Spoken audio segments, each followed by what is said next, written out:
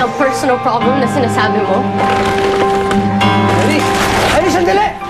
Iris! Ako nang bahala, ha? Ako magpapaliwanag sa kanya. Diyan ka lang. Iris!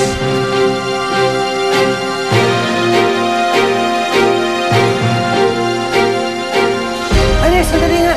Teka lang, sandali. Si Mikmik ba talaga ang ipapalit mo sa akin? Iris, parang kapatid mo lang yung turing ko sa kanya. Pumunta ako sa inyo kagabi. Tinatawagan kita, tinetext kita, pero tulog ka na yata. Okay, I went there to explain and to apologize. Are you sure nothing happened? I saw both of you embracing each other. Iris, wala. Okay? Tulog lang kami. Walang mali siya doon. Si Mikmik, kabanda ko siya. Parang lalaki na lang yung turing ko sa kanya. Okay? Kaya mo yung lalaki niya ngayon eh.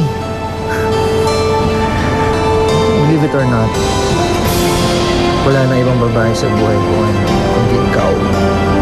Bukod kay Mikmik, na hindi naman talaga babae yung turing ko sa kanya. Talaga? Oo, huwag ka nang magalit, please. Huwag ka nang magalit.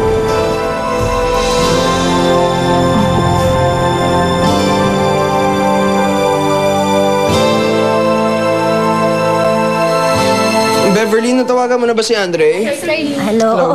Yes, sir. Oo, tulog pa raw po sabi nung maid. Andun po si Mikmik, kasama niya kagabi. Okay, baka nagsusulat. Good. Sir D, Yes. kaka-email lang po nito sa akin. Ano to? Sales nung album ni Barbie? Ito na yon? Opo. National data na daw po yan eh. Grabe naman. Talagang hindi kinagat yung album ng bata ah. Eh kasi, mas masa talaga si Rose Ann eh. Plus, naaawa pa sa kanya yung mga tao. Kaya buti na lang ginawa na natin yung album ni Rose Ann. I'm sure mas patok yun kaysa kay Barbie. Bebs, no offense ha, pero tama yung decision ko na ikaw ang #1 secretary ko.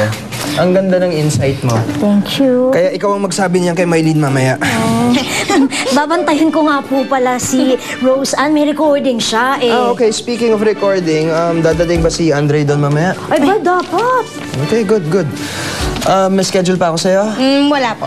Sa'yo, meron pa? Wala for the day. Okay, leave me be.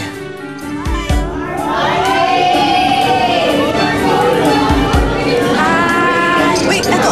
Isa-isa lang. Isa-isa lang. Doon na tayo. Isa-isa lang.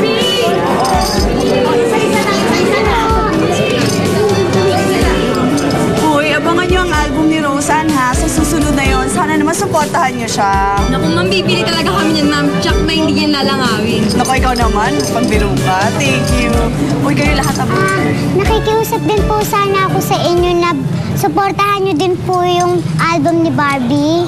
Naku, Rosa, ang bait-bait mo talaga. Kung yan ang request mo, edi sige, nakakaawa naman eh. Ang balita kasi sa dyaryo, wala daw bumili. Excuse me lang, no? Kung kakaawaan niyo lang anak ko, wag na. Thanks but no thanks. We can manage. Marami naman mga fans ang anak ko. Diba? Kakaawaan daw. Feeling sikat pa sila. Galing lang ng anak ko. Ay, mas makapal yung mukha nyo. Makapal ang mukha. Ako naman mukha mo. Uy, ako naman kayo mag-away. Naku naman. Uy, ano ka ba? Tumutulong lang naman kami. We don't need. We don't need Ay, nakatulong-tulong. Ang galing ng anak ko. Excuse me. Feeling sikat. Ay, teka lang.